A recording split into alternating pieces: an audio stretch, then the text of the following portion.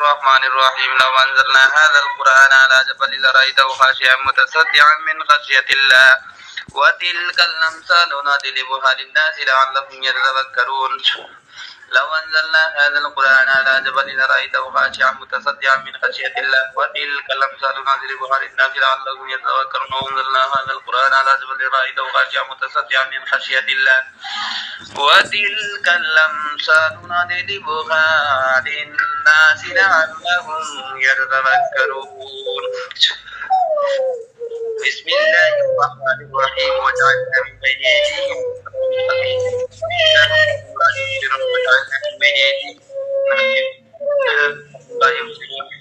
وجعلنا من بين أيديهم سدا ومن خلفهم سدا فأغشيناهم فهم لا يبصرون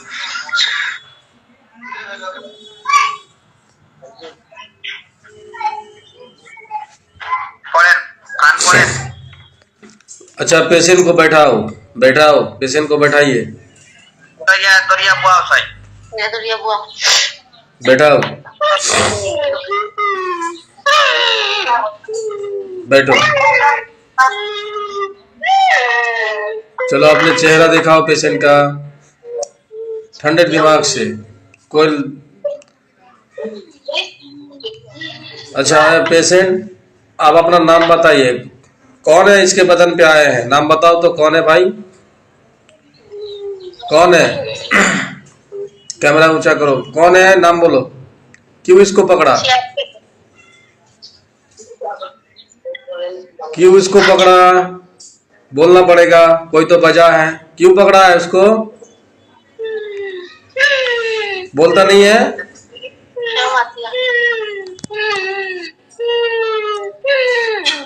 वैदुल्ला साहब पूछिए कि क्यों पकड़ा इसको। पूछो, फिर से पूछिए जनाब, क्यों पकड़ा है उसको?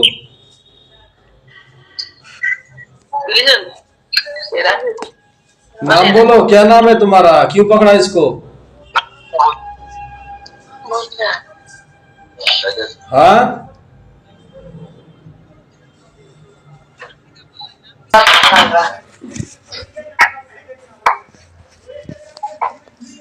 हाँ, पेशेंट के परिवार के लोग किधर है? अरे पूछो ना भाई, नाम क्या है उसका? क्यों पकड़ा उसको?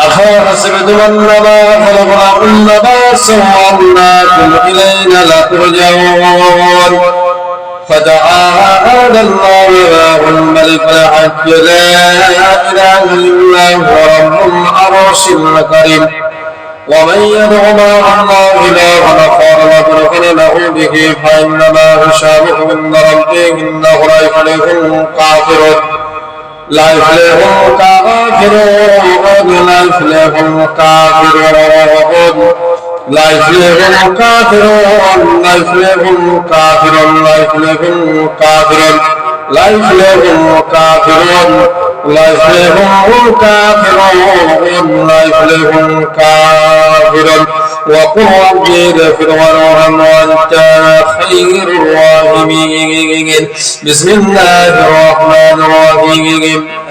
पेशेंट के परिवार, आप क्यों हाथ लाड़ रहे हो? जो करना है करने दीजिए। आप हाथ हटा दीजिए सर से।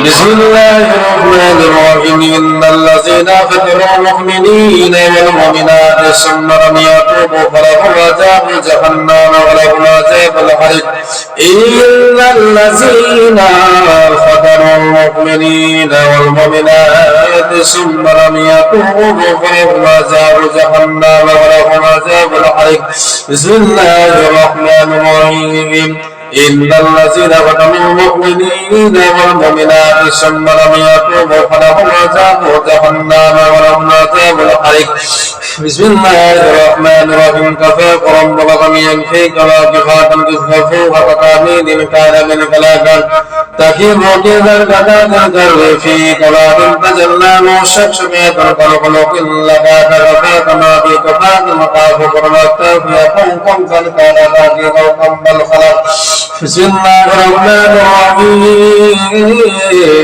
كفاك ربك يكفيك واكفاة كفافوك وتامين كان من كلاكا تكيب كذا كذا في كباب تجلى موشك قلوب لك فكفاك ما بكفاك وقرمت في قلبا فنكارك اللهم إني أسألك بأن لك الحمد لا إله إلا أنت وحدك لا شريك لك المنان والي السماوات والأرض يا ذا الجلال والإكرام يا حي يا قيوم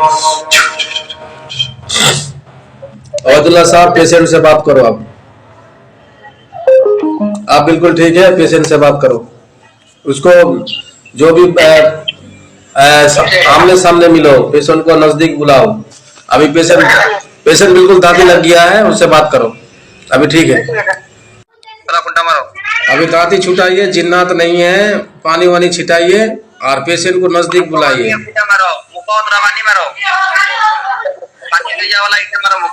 हाँ चेहरा में छिटाओ पानी छिटाओ हाँ